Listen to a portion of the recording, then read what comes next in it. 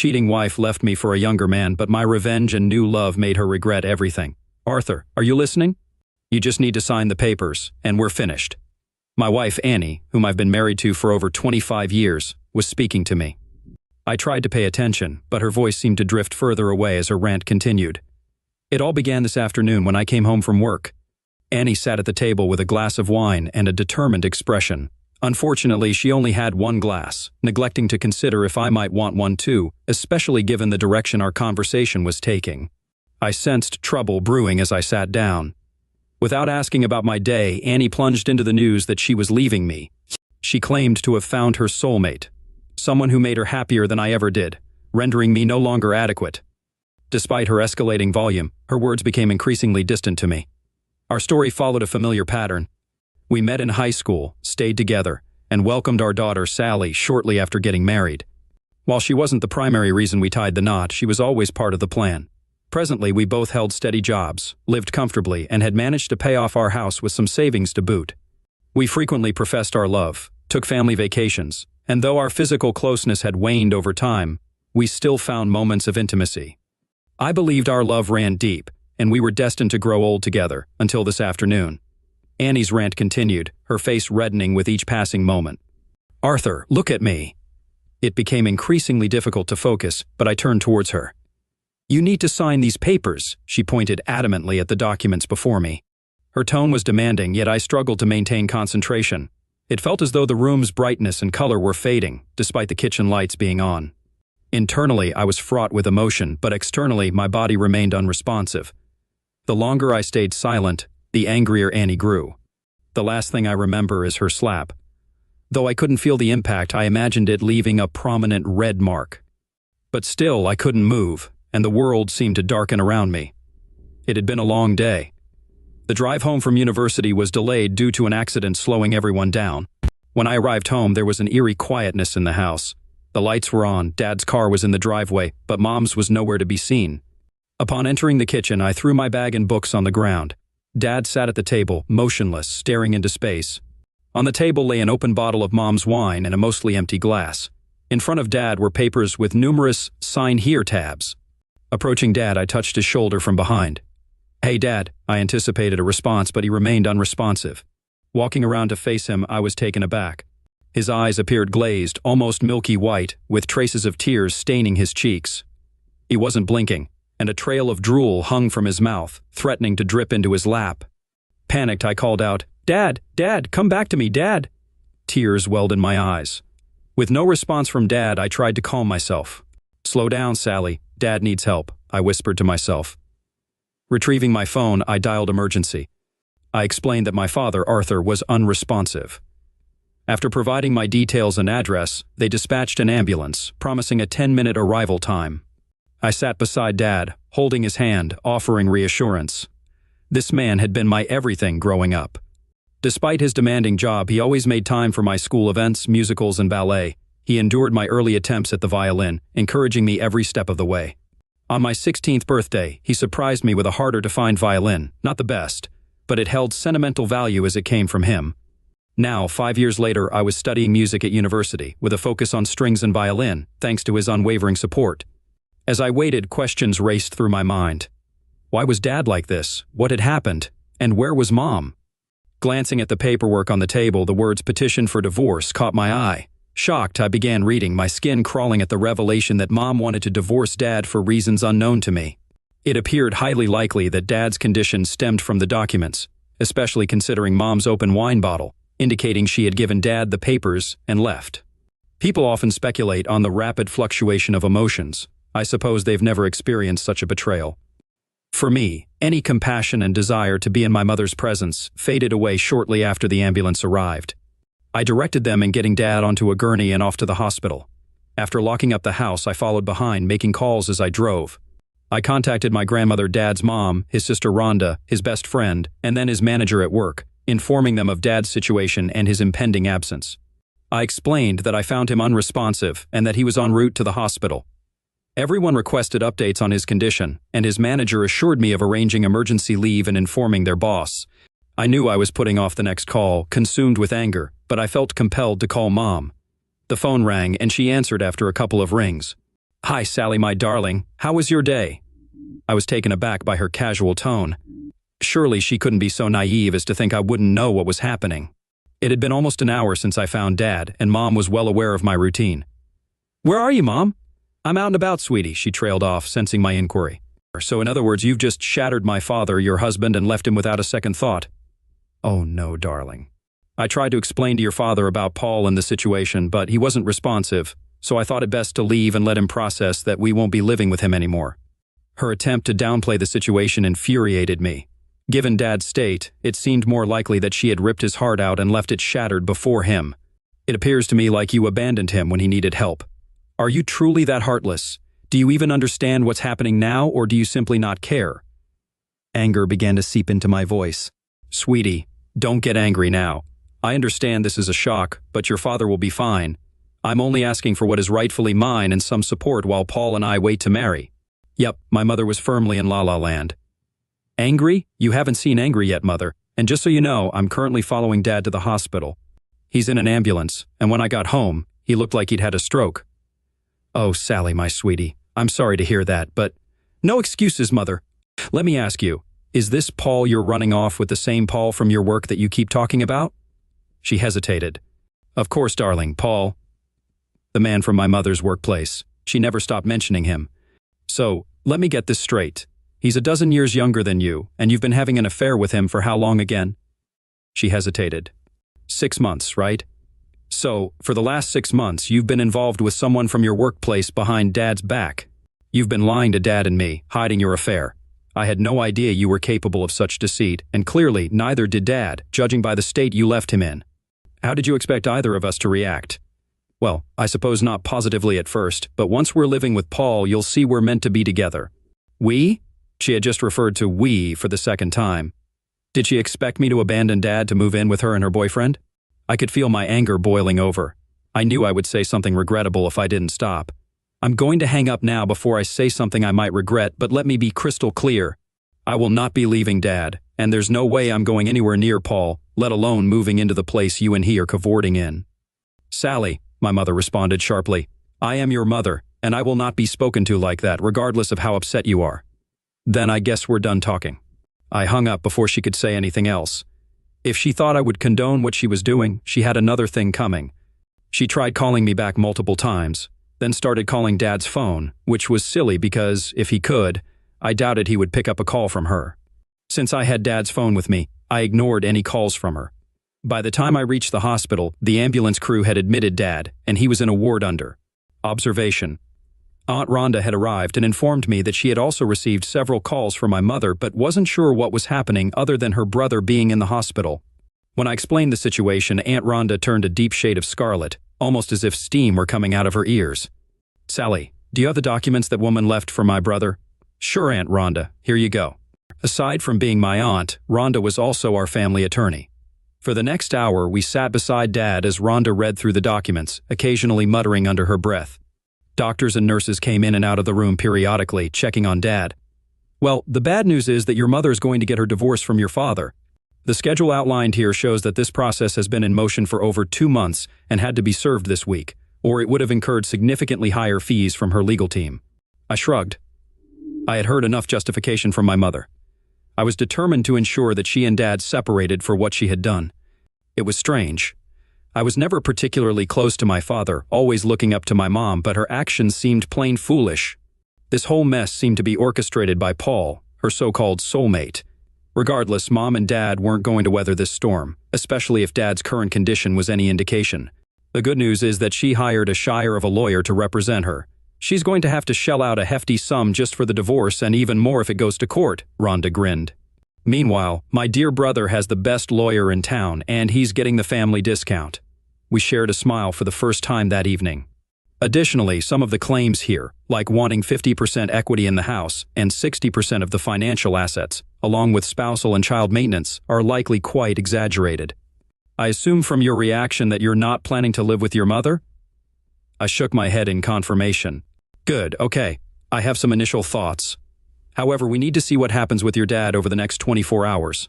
Your mother could already be in hot water for abandonment and mental cruelty. The next few days flew by, with doctors constantly checking on Dad.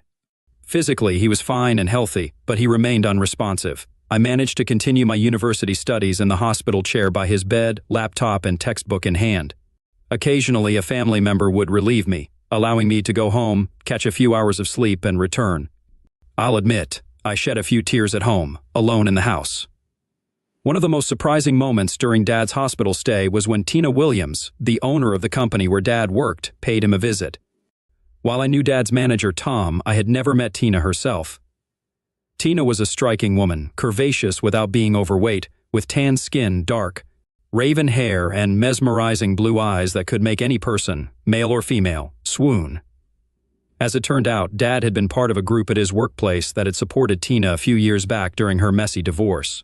Her unfaithful ex-husband had attempted to claim a significant portion of their savings and nearly succeeded in taking half of her business. Dad had introduced her to Aunt Rhonda, who had successfully protected Tina's assets, ensuring she didn't lose any business shares and securing child support for her then 6-year-old daughter. Tina visited Dad several times, expressing shock when I briefed her on the general summary of why he was hospitalized. She brought cards from everyone at Dad's workplace and spent time holding his hand, sharing stories from the office.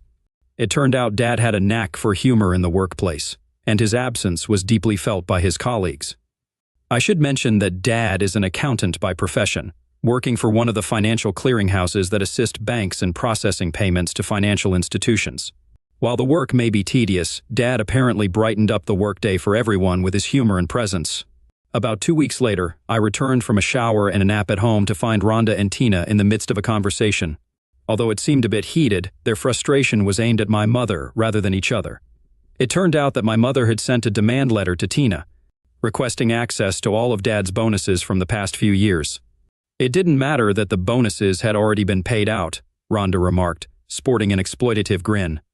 The letter demanded that she receive 50% of them within 30 days into a designated bank account, or she would pursue legal action against Tina. Besides the absurdity of her claim for money already dispersed, it seems like she and her new partner are in dire financial straits since I've frozen all the joint assets while Arthur is incapacitated. I chuckled, making my presence known. Yes, this morning, I received my first communication from Mom in 2 weeks, a text message asking if I could lend her a few thousand. I haven't responded because I'm still pretty upset with her. I mean, she hasn't even asked about Dad since I told her what she did to him. Over the past couple of weeks, Tina had become fiercely protective of my dad. Whenever my mother was brought up, Tina's eyes narrowed, her voice dropping in pitch, indicating her deep disdain for Annie. It was as if I could see sparks flickering around her smoldering eyes. I just hoped she never had to be in the same room with my mother, otherwise I feared she might incinerate her on the spot. Despite my current feelings toward my mother, she was still my mother. She has destroyed the most wonderful man, Sally. If it weren't for your father, I wouldn't have my Clarice or my business. So many people in the office helped me during one of the lowest points in my life, but your father took the time to listen to me. He never judged my ex-husband or me. He just let me talk. No one has ever done that without offering an opinion. He introduced me to your aunt here, ensuring I was taken care of. If he were single, I would have pursued him with everything I had after my divorce. I shrugged to let a smile grace my face. He won't be married much longer. Their faces registered realization, and Rhonda giggled while Tina smiled. Thanks, Sally, I needed that. I still can't believe what your mother has done to him, or that she discarded such an amazing man. I need to head back to the office, but before I do, Tina walked over to my dad, and as Rhonda and I watched, she bent down and gave him a tender but sincere kiss on the lips. She looked up at us and smiled. However, her smile quickly turned into shock when my dad emitted a groan. As I gradually woke up, I sensed soft lips on mine, just the right amount of pressure, conveying a gentle and tender affection I hadn't felt in a long time. The hospital room's beeping and my groans reminded me of my surroundings. Anticipating Annie's presence as I opened my eyes after that affectionate kiss, I was surprised to find Tina standing there with a smile on her face. Tina, approaching from the other side of the bed, Sally and Rhonda joined us. "It's okay, Daddy. You're going to be okay," Sally said. As my memories caught up with me, I realized Annie was leaving me, or had already left. What happened? Over the next few minutes, the three of them filled me in on how Sally had found me unresponsive, called an ambulance, and discovered the divorce papers, revealing Annie's months-long infidelity. I learned how Annie had threatened Tina once Rhonda froze our finances until they could determine my condition. "How long? 2 weeks?" Arthur asked. 2 weeks, Rhonda replied. I turned to Tina. You kissed me? Tina blushed. Yeah, sorry, I was about to head back to the office and was saying goodbye. I smiled. No, it's okay. I guess I'm on the market, so I think it's okay. Over the next few hours, various doctors came through, conducting physical checkups, blood tests, and more. Tina canceled her visit to the office and stayed, along with Rhonda and Sally. Among the doctors was a psychologist. As he probed into my experiences, I recounted finding Annie alone, drinking, and her announcement of leaving me. I described how the world seemed to lose color, and sensory input became disjointed, making it difficult to move. Despite growing upset, my last memory was of Annie slapping and yelling at me, her words incomprehensible. The girls collectively gasped at the revelation of Annie's aggression while I was unable to respond. Dad, what time do you think it was when you became unresponsive? I'd say it was around 5:30, baby. Why? Because it was past 7:30 when I got home and found you, and there was no red mark on your cheek. So I assume Mom must have left you there alone for quite some time. The psychologist interjected. It's not uncommon for someone in your situation to experience misuse while unresponsive. In your case, I'd say you went into shock upon hearing your wife's declaration of leaving you. Although this is a much more extreme case than usual, it does make sense. Rhonda added, when Arthur was young, there was a bully a few years older than him. He teased Arthur quite a bit, and one day a neighborhood parent found Arthur lying on the ground in a local park. Our parents put him to bed and he woke up the next morning. It wasn't overthought as he woke up regularly the next day, but it did happen. I remember Billy pushing me around and teasing me in the park. After a while, I didn't know what happened, but when I woke up, Mom and Dad told me I had passed out and someone brought me home. When I told them about Billy, they spoke to his parents. The next day, Billy came up to me at school and apologized. I chuckled at the memory. I don't think he was sincere, but he never bothered me again after that day. I believe we may have a precedent here, the psychologist mentioned. In many ways, the mind remains poorly understood. However, if something similar has occurred before, it's plausible it could happen again. I frowned. He reassured, I wouldn't worry too much. With the love and attention of these three lovely ladies, even if something were to happen again, I believe you will be well taken care of. We conversed for a few more minutes before he excused himself. I also found myself fatigued, which might seem odd for someone who had just slept for the past 2 weeks, but I was. So I sent all three girls home to rest and informed them they could visit me tomorrow to ensure I was all right. Over the next 2 days, I eased back into life. Tina brought me a work laptop and a few simple tasks to complete, with instructions to only do them if I felt bored. Rhonda visited primarily to review her revised divorce documents and to have me sign some papers so she could proceed with ending my marriage to Annie. Rhonda also brought along a young detective, Karen Hill. Detective Hill conducted an hour-long interview with me regarding my experience that night with Annie. She thanked me and informed Rhonda and me that her report would be ready in a few days. I wasn't certain if we were planning to file a complaint against Annie eventually. However, Rhonda instructed me to leave everything to her, kissed me on the forehead, and departed. On the second afternoon, after waking up from what Sally dubbed my checkout, I was discharged to return home. Sally accompanied me, and I was surprised to find Tina waiting at the door. She assisted Sally in guiding me to her large suburban SUV. Tina stayed for dinner that night. We opted for takeout and she pitched in to clean up before, staying to watch TV with us for a couple of hours. When she left, Sally hugged her and made sure I walked her to her car. Tina, thank you so much for everything you've done these past few weeks. I don't know how I can repay you. Well, in a few weeks, when you're feeling back on your game, you can take me out for dinner and dancing. I blushed. Here I was, just an afternoon out of the hospital, and the woman whose kiss had awakened me was asking me out. But she was attractive, and according to Annie, I was to be a single man again. Okay, next Friday night after work. That gives me almost 2 weeks to get myself back to normal. She nodded and gave me a warm hug. It lingered a little longer, and I sensed a deeper meaning. As she got into her car, I found it amusing that, for a moment, I wondered about the name of the woman I had been married to for almost 25 years. For the next few days, Sally, Rhonda, and Tina hovered around me, ensuring I was all right. It was comforting to be cared for in such a way. However, the news Rhonda brought me that Friday afternoon caught all of us a little off guard. This afternoon, Annie got arrested, she announced. What happened? I inquired. Well, after your statement to the police at the hospital, they issued an arrest warrant for Annie on grounds of mental cruelty to a person with a disability. This is because you were mentally disabled and unable to defend yourself at the time. Also, she left you unattended for an unspecified period, which adds to her troubles, she explained. What does this mean for the divorce? Tina, who had joined us again for dinner, asked that evening. She had her 8-year-old daughter, Clarice, with her, who was watching a Disney movie in the lounge room while we conversed. First, with Monday marking my return to work, Tina would see me then. However, I was starting to grasp that she was seeking more than just an efficient number cruncher in the office. I found myself not objecting to the idea of Tina and picturing her, contemplating what lay beneath those nicely fitting clothes she wore whenever she visited, I thought. Rhonda grinned. It's likely going to tilt a few things in Arthur's favor. I'm advocating for a 50-50th split of the bank accounts in the house. I know we could aim for more, given the circumstances, but reckon Arthur would want to be fair. I nodded. Annie won't be able to touch any of the bonus money she tried to extract from you, Tina continued. I filed a case against her for extortion alongside the mental cruelty charge. It won't do much except prevent her from accessing what isn't rightfully hers. She'll probably be out in a couple of days, none the worse for wear, and likely back with her wretched soulmate. What I aim to do is expedite the divorce using Arthur's hospitalization and recovery as a pretext. Then, depending on her reaction, I have plans in motion. I'll ensure Arthur doesn't lose anything he shouldn't, she said, smiling. So, how long will the divorce take, Aunt Rhonda? Sally inquired. Assuming everything goes smoothly, it should take around 3 months.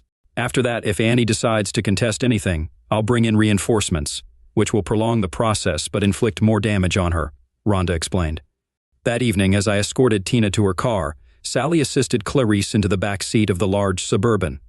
Tina embraced me once again and surprised me with a quick kiss, reminiscent of the other day. Arthur, I know you're married, and you're a man of honor, so I won't rush things. But I want to lay claim to you now and let you know that I desire you. I've wanted you for a long time, of course, but I'd never pursue a married man or disrespect someone's marital vows. I've experienced that myself, and I wouldn't want to inflict that on someone else, even if their marriage is in trouble, Tina expressed sincerely. For a moment, I gazed into her deep blue eyes, brushed a strand of her dark hair from her face, and then leaned in to kiss her. Instead of a tender kiss, it became one filled with passion, lasting perhaps 30 seconds. I sensed the mutual connection between us. When I pulled back, Tina's eyes were closed, and she ran her tongue over her lips, savoring our kiss. I grinned. Consider that my acknowledgement of your claim. We glanced at the girls, both of them giggling at our kiss. Clarice was clapping, and Sally sported a huge grin. As Tina and Clarice drove off, Sally hugged me, and we waved goodbye. The following months were quite a ride. On one hand, Annie wanted a speedy divorce, but on the other, she wasn't content with the settlement. It seemed Paul was calling the shots, convincing her she deserved the lion's share of the assets. He was feeding her lies, and deep down, she must have realized it after so many years of marriage. As her settlement demands grew more absurd, Rhonda had a single conversation with Annie's lawyer, and whatever was said put an end to all objections overnight. Tina and I went on dates every Friday night while Sally began babysitting Clarice, picking her up from school and looking after her, giving Tina and me time for dinner, coffee, and entertainment. Though we never went beyond holding hands and kissing, I had a feeling the night my divorce finalized would be unforgettable. Back at work, now things were going smoothly. While we were a successful financial organization, we weren't in the big leagues. We all did our jobs, were well compensated, and enjoyed each other's company. I think the staff caught on to Tina and me becoming an item at some point. Although everyone was happy for us, I had to dial back my usual antics. My direct manager, who reported to Tina, made sure to remind me of appropriate workplace behavior, considering I was essentially dating his boss. About 3.5 months later, we received a notification that the divorce would be finalized 1 week from the upcoming Thursday. There were no court proceedings, however. Annie had requested a meeting to discuss matters before the final decree. I agreed to meet the day before, and we arranged for her to visit the house to speak with both Sally and me. I had taken the afternoon off from work and prepared lamb chops and gnocchi in a burnt butter sauce for the three of us. It was a favorite meal for all of us, and I hoped it would help ease any potential awkwardness during our conversation. That evening, Sally arrived home around 5:30, went to shower and change, and just before 6, the doorbell rang, signaling Annie's arrival at the front door. I haven't described Annie's appearance in some time, but perhaps I should now, with a before and after perspective. Before everything unfolded a few months ago, Annie was an attractive mid-40s housewife. She had cropped, shoulder-length brown hair, a curvy figure typical of a mother, and although carrying a few extra pounds, she was still quite attractive with a well-proportioned 34C bust and an appealing rear. She was an attractive wife. Unfortunately, the woman standing before me now was almost unrecognizable. Annie had gained a significant amount of weight, developed jowls under her chin and puffy cheeks. Her stomach, which had previously had a slight mom belly, now sagged over her pants, and her once curvy posterior had expanded. Furthermore, she was dressed in loose-fitting clothes that concealed even more. Now, I have nothing against people of larger size, but that wasn't the Annie I knew. I think my surprise at her physical transformation was evident on my face, although Annie made no comment about it, merely grimacing in response. Hello, Annie. Please come in," I greeted. As we entered the kitchen, I offered her a glass of wine, which she accepted, and we engaged in small talk for a few minutes. She inquired about work and my well-being while I skipped the inquiry about her health. "It's what Paul wants. He didn't like how thin I was, so we've been working on bulking me up," she addressed the unspoken question. I frowned. For over 25 years, I had cherished this woman. Despite her actions, a lingering concern for her health remained, albeit greatly diminished. "You don't approve, do you?" She looked at me. "No, Annie, I don't. When we were together, you were a healthy size, but I'll be honest, I'm taken aback by your appearance. You don't seem well, and if I weren't so hurt by what you did, I'd be more concerned about your health and try to help," I expressed. "But you don't care, do you?" Her expression fell. "You and Sally, you're happy and healthy without me here." "Well, there's a part of me that cares, but when you walked out of here and practically left me for dead." I trailed off, shrugging while she sighed. "I deserve that. I did a terrible thing, didn't I?" "No, Mother," Sally interjected, appearing fresh from the shower. "You did a freaking horrible thing. You single-handedly tore apart a happy family, then walked out without a care in the world, and I, for one, can't understand why Dad agreed to let you come here tonight." "Sally, calm down," I intervened. "Your mother knows the situation we're in and how unhappy we all are. She requested this meeting tonight, so I thought the least we could do is be mature and hear her out." Sally wasn't pleased. As far as I could tell, like me, she hadn't spoken to her mother since that momentous day. The way my daughter was glaring at her mother, this situation wouldn't end well for anyone. It was time to steer the conversation elsewhere. Attempting a cheerful tone, I suggested, "Tough discussions aren't ideal right before dinner, so let's eat first." I served dinner, and though no one spoke, there were numerous glances exchanged across the table. Sally maintained a steady glare at her mother throughout the meal. After dinner, I cleared the table, and Annie requested to speak to Sally alone. "No way. You can say whatever you want to me with both of us present," Sally retorted firmly. I felt torn, but it was evident Sally was resolute about not being left alone with her mother. Annie seemed to sense that too. The look in her eyes mirrored what her mother had done to me on that fateful night. She acquiesced. Annie took a deep breath, hesitant to discuss matters in front of me, but she addressed Sally. "Well, Sally, I wanted to ask for your forgiveness for what happened that night. I didn't handle things properly, and despite everything, I don't want to estrange my daughter forever." Glancing at me, Annie added, "There's more, but I'd prefer to discuss it in private, without your father present." "Sorry, Mom, but if you can't say it to both of us, then I don't want to hear it," Sally declared. Before Annie could respond, Sally stood up and left the room, slamming her bedroom door shut moments later. I hoped that would go better," Annie murmured softly, more to herself than to me. "I think considering the circumstances it went rather smoothly," I replied, letting her know I understood. "Really?" Annie sounded surprised. "Yes, really," I sighed, continuing. "Annie, you need to realize that at this moment nobody in this house holds much affection for you." She started to reply, but I raised my hand, signaling her to let me finish and lay everything out. "First, you engage in a long-term carnal affair with someone, then conceal it from both Sally and me. Next, you serve me with divorce papers out of the blue. And when I enter what Sally refers to as checkout mode, you proceed to yell, scream, and then slap me." Annie appeared stunned, like a deer caught in headlights. "Yes, I remember that, and I recall most of that time until shortly after you first slapped me. But let's continue. At some point, you abandoned me when I was unresponsive, leaving me there until Sally arrived home and discovered me in the same state," I recounted. Annie's expression turned to panic. "When Sally calls you, you show no concern for me, despite your daughter being visibly distressed about her father. You never once inquire about my well-being until tonight, make unreasonable demands of my workplace, and upon entering here, it's still all about you. You asked Sally for forgiveness, yet you have not apologized to her at any point." I paused briefly, hoping my words would resonate. "Yes, Annie, with all of that considered, I think things went quite well." Annie's gaze shifted to the floor, tears welling in her eyes. They hadn't yet fallen, but they lingered threateningly. I couldn't discern whether they were for Sally, myself, or simply a reflection of her own emotions. Continuing, I stated, "Now, our divorce will be finalized tomorrow, and unless you have anything further to add, I believe we have fulfilled your request for a final meeting." I walked to the door and opened it. Annie glanced at me before exiting. Once outside, she turned to look at me. Arthur, we did have some good years, didn't we? Yes, Annie. Most of our time together was incredible. You were an exceptional lover, a devoted wife, and a loving mother. I'm not sure what this Paul character has done to you, but I don't see the woman I fell in love with in the person standing before me. All I see is someone who seems lost, manipulated into becoming overweight, self-centered, and caring more about what others can provide for you than the people themselves. Once again, she lowered her gaze to her feet. Tears hadn't fallen, but they were close. You truly mean that, don't you, Arthur? Yes, I do, I affirmed. She turned to leave, but hesitated, looking utterly broken this time. Arthur, about the house. Paul told me I needed to ask. So that was the purpose of her visit. It wasn't about reconnecting with her family. It was solely about money.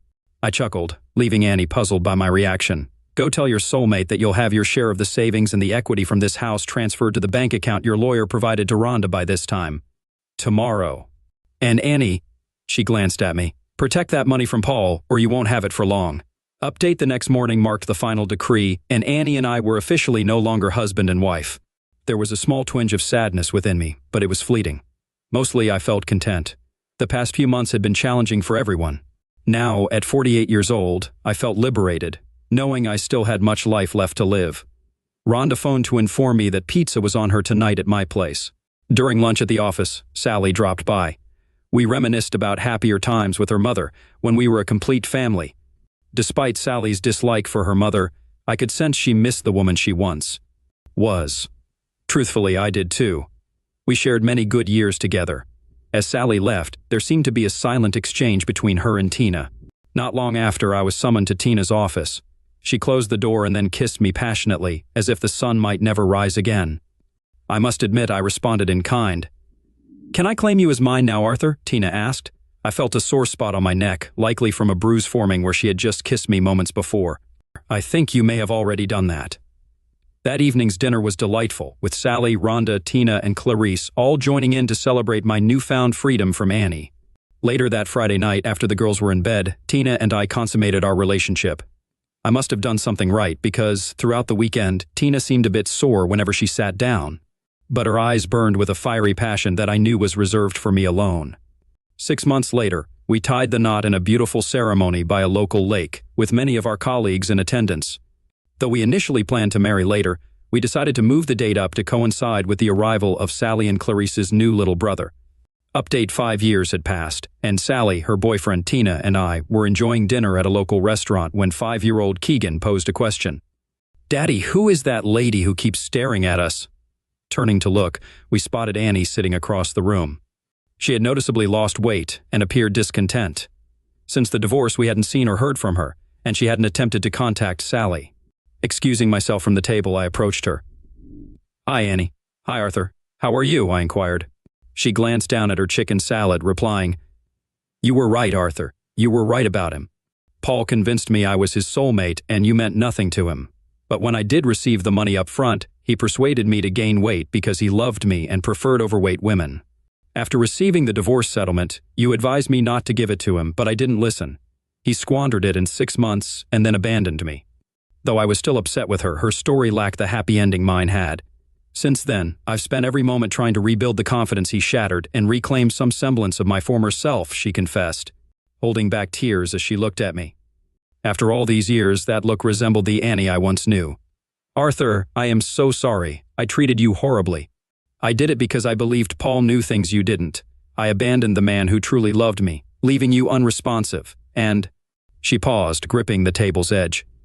You could have died because of my actions. I know you can never forgive me, but I want to apologize. Tears streamed openly down her face. Surprisingly, Sally had joined us, standing beside me, also witnessing her mother's apology. She gave me a weary smile, grabbed my hand, and extended her hand to her mother. Seeing Sally and then witnessing her extending her hand, Annie panicked, attempting to leave, but Sally blocked her path. Mom, stop. You don't need to leave, Sally asserted, sliding into the booth next to Annie. Sally and I joined her. I glanced at Tina, who nodded in agreement. For the next hour, mother and daughter conversed. There were many tears shed, but for once, they were healing, not hurtful. Once they caught up, Sally and I reintroduced Annie to everyone else.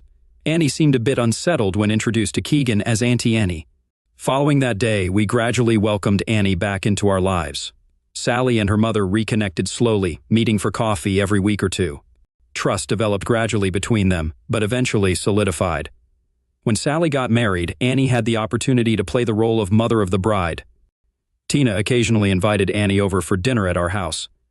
Initially, I suspected it was to spite Annie for what she had lost and Tina had gained by marrying me. However, while they never became close friends, Tina and Annie developed an odd sort of friendship that I never quite understood. Rhonda never forgave Annie for the injury she inflicted on me, although she remained polite when they encountered each other. With Tina's approval, Annie and I engaged in some post-marriage counseling. We addressed many of the issues from our past spanning over 5 years ago. The counselor speculated that Annie might have been experiencing hormonal imbalances, but Annie vehemently rejected this notion. No, I threw away the most precious things in my life that day.